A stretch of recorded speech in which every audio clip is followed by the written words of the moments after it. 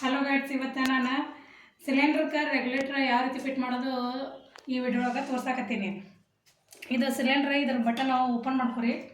ಮತ್ತು ಇದು ರೆಗ್ಯುಲೇಟರ್ ನಾವು ಹಾಕುವತ್ತಿಗೆ ಇದು ಆಲ್ರೆಡಿ ಆಫ್ ಐತಿ. ನಾವು ಇದು ಸಿಲಿಂಡ್ರ್ ಇದನ್ನು ಆನ್ ಮಾಡ್ಕೊಂಡ್ಕೊಳ್ಳಿ, ಅವಾಗ ಇದು ಆನ್ ಆಗುತ್ತೆ. ಇದು ಡೈರೆಕ್ಟ್ ಹಂಗೆ ಸ್ವಿಚ್ ಹಾಕಕ್ಕೆ ಬರೋದಿಲ್ಲ.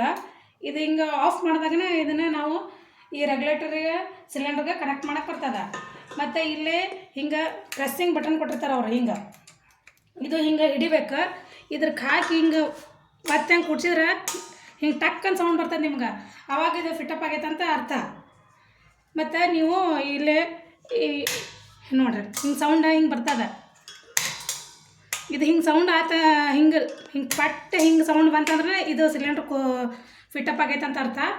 ಮತ್ತು ಇನ್ನೊಂದೇನು, ಇಲ್ಲೇ ಸ್ವಲ್ಪ ನೀವು ವೀಕ್ಷಣೆ ಮಾಡೋದು, ಈ ಸಿಲಿಂಡ್ರ್ ವಾಸನೆ ಬರ್ತೇನಂತ ಒಮ್ಮೆ ಚೆಕ್ ಮಾಡ್ಕೋಬೇಕು.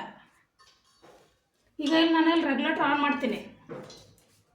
ಹಂಗಂದ್ರೆ ನೋ ಸ್ಮೆಲ್, ನೋ ವಾಸನೆ. ನಿಮ್ಗೆ ಹಚ್ಚಿ ತೋರಿಸ್ತೀನಿ ಈಗ.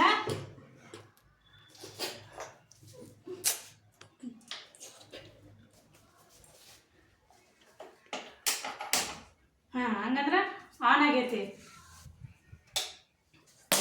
ನೋಡ್ರಿ. ಇಷ್ಟ ಇದ್ರೊಳಗೇನು ಭಯ ಪಡೋಂಗಿಲ್ಲ. ಆದಷ್ಟು ಲೇಡೀಸ್ ಇದನ್ನ ಫಿಟಪ್ ಮಾಡೋದು ಕಲೀರಿ ಅಂತ ನನ್ನೊಂದು ಸಜೆಷನ್.